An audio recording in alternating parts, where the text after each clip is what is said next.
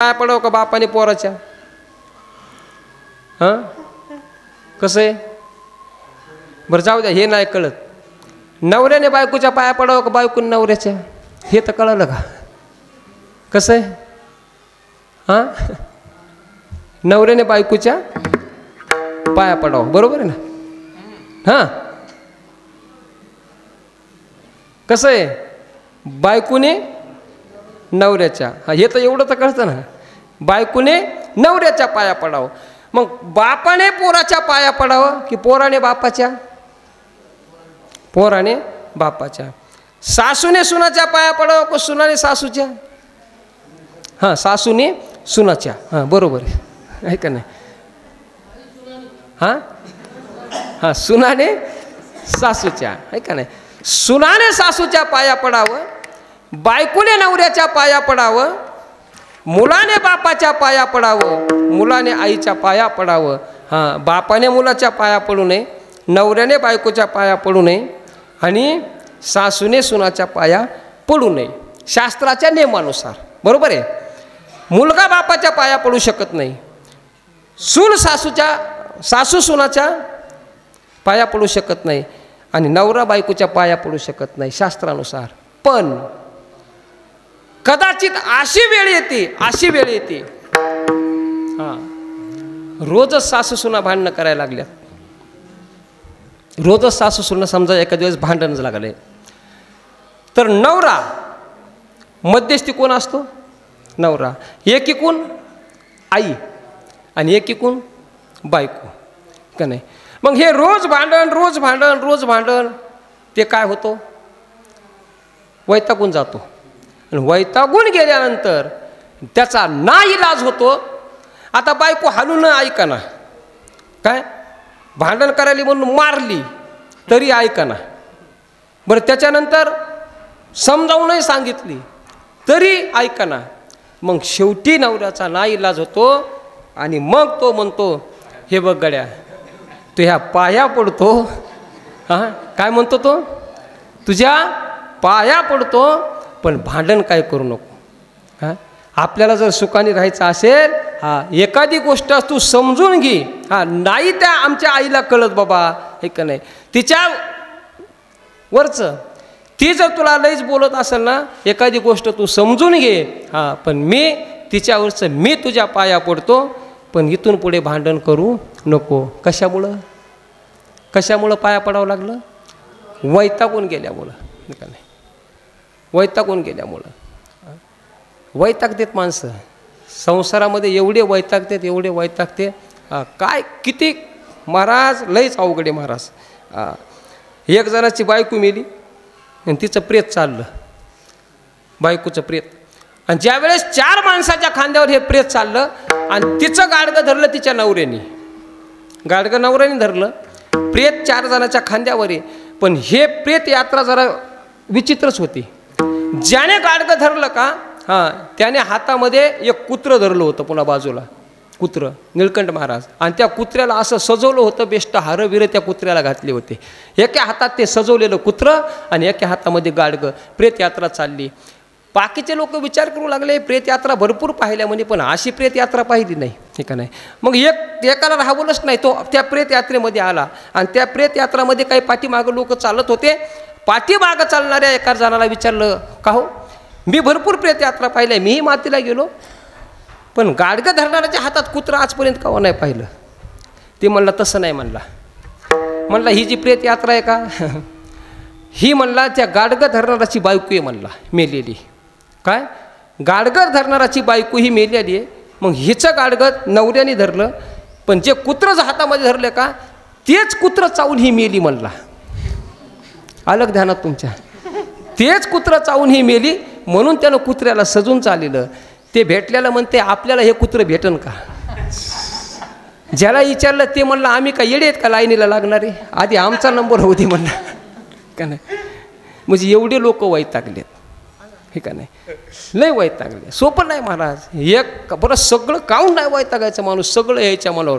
एक जणाने बूट आणला जालन्याहून, 5,000चा बूट आणला, 5,000चा. आणि 5,000चा बूट आणल्यानंतर घरी बायकोला दाखवला. बायको म्हणली मला कलरच पसंत नाही आला.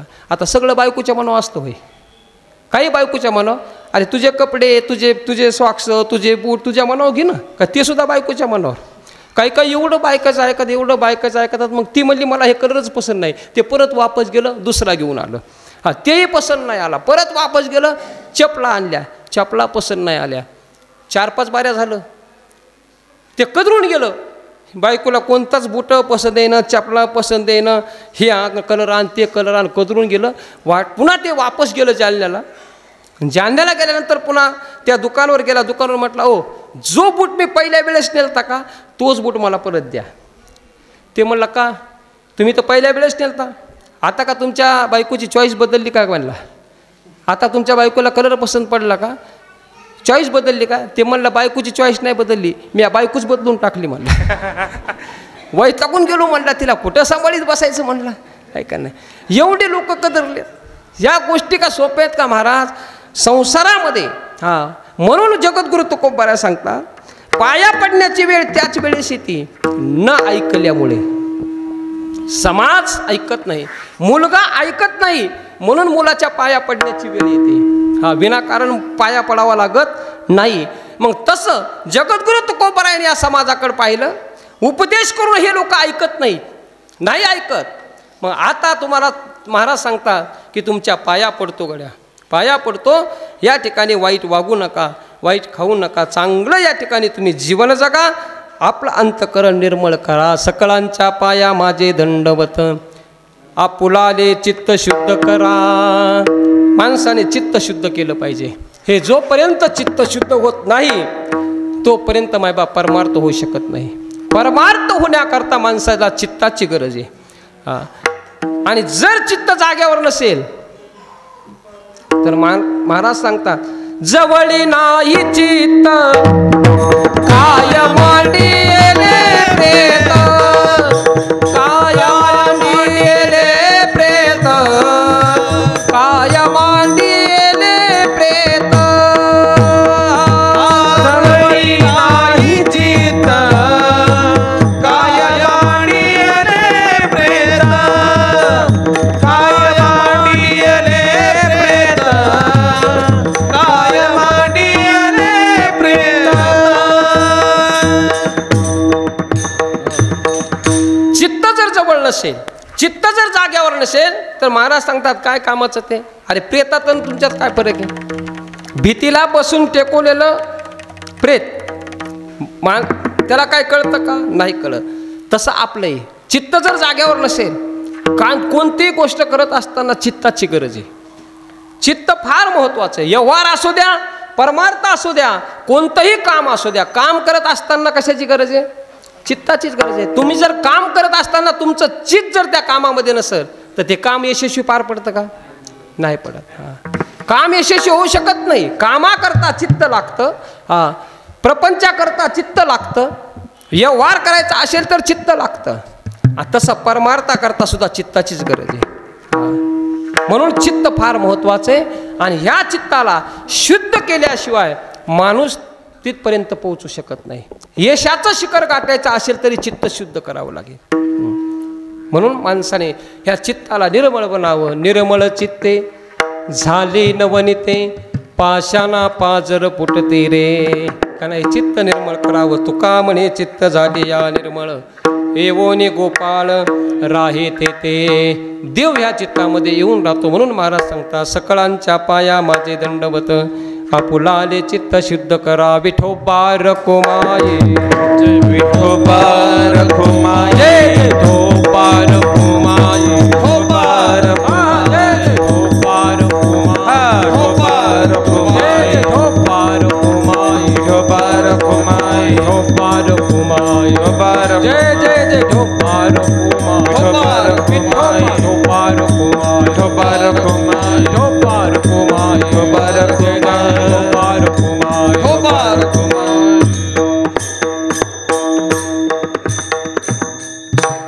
आता तरी पुढे हाची उपदेश नका करुणा साविशाचा. सकळांच्या पाया माझे दंडवत, आपुलाले चित्त शुद्ध करा. आपलं चित्त माणसाने शुद्ध करावं. ठीक आहे महाराज, महाराजांनी पाया पडून सांगितलं मग चित्त शुद्ध करून काय करायचं तर महाराज सांगतात, तुमचं हित करण्याकरता तुम्ही देवाचं चिंतन करा. हित ते करावे देवाचे चिंतन, करो नियामन एक वेद. हित करण्याकरता देवाचं चिंतनच माणसाला करावं लागेल. देवाच्या चिंतनाशिवाय हित नाही. प्रपंचातलं हित वेगळं आणि परमार्थिक हित वेगळं. हां, परमार्थातलं हित करत असताना तुकोबा एके ठिकाणी सांगतात, आई करे जना तुझ्या स्वहिताच्या खुना, पंढरीचा राणा मना माझी स्मरावा.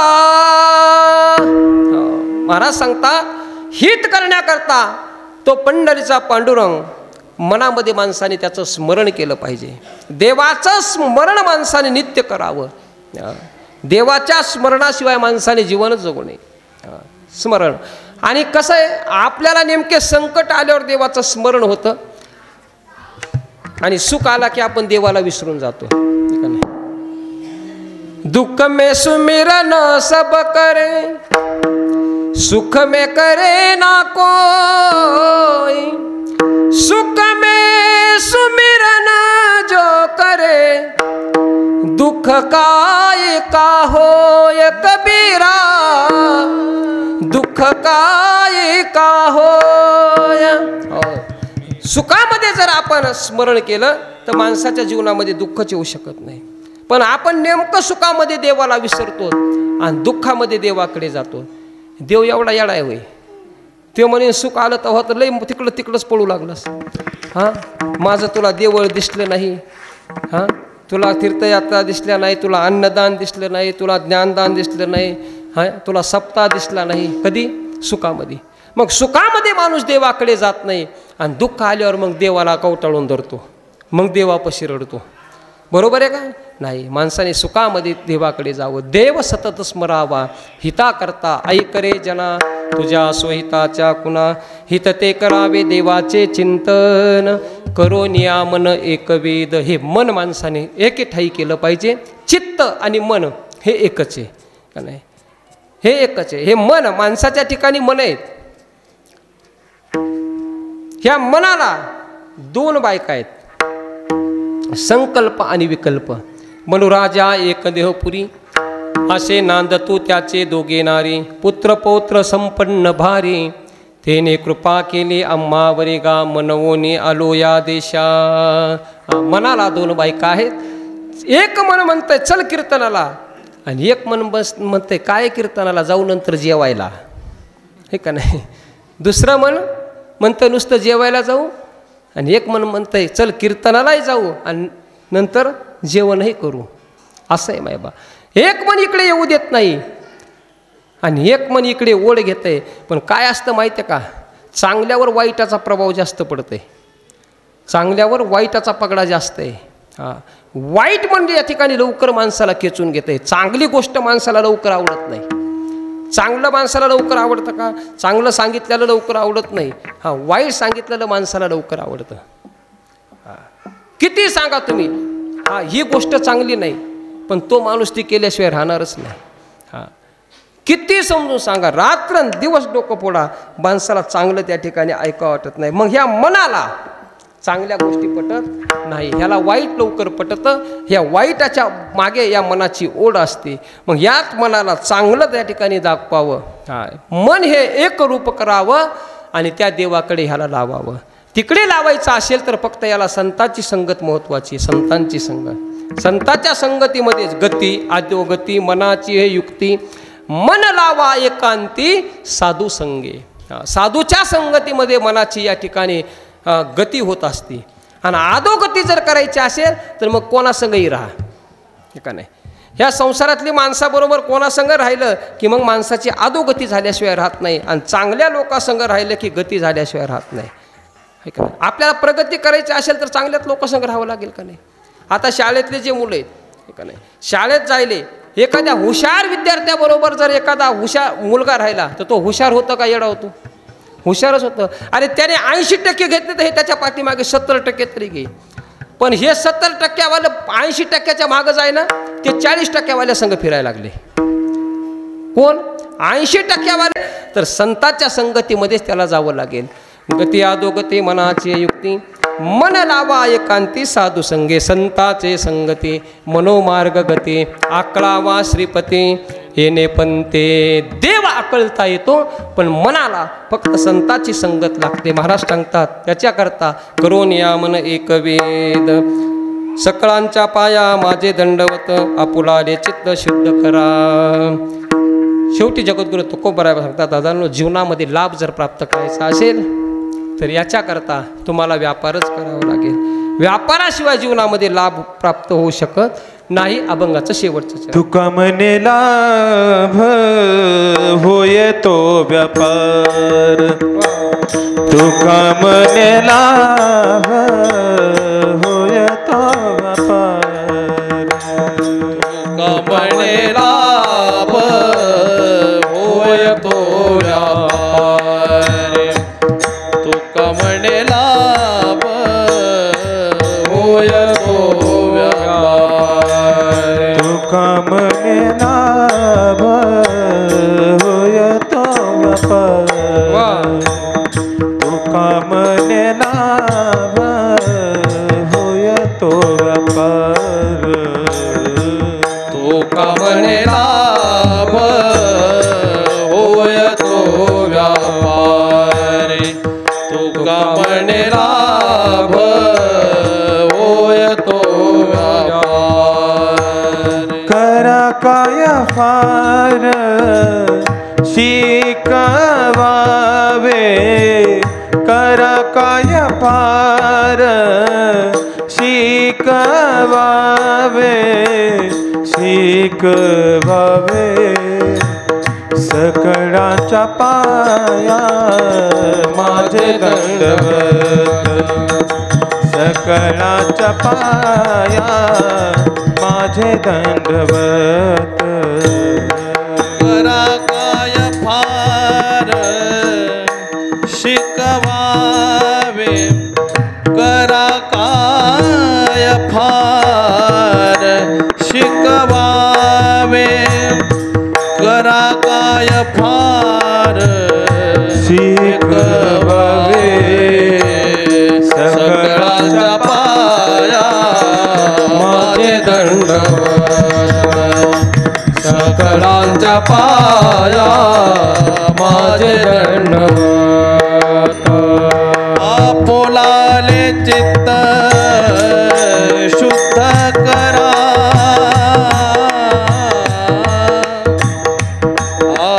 आपुलाले चित्त शुद्ध करा, आपुलाले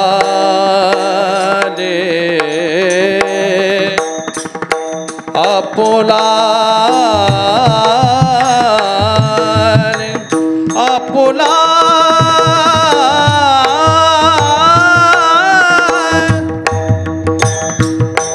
आपुलाले चित्त शुद्ध करा, आपुलाले चित्त शुद्ध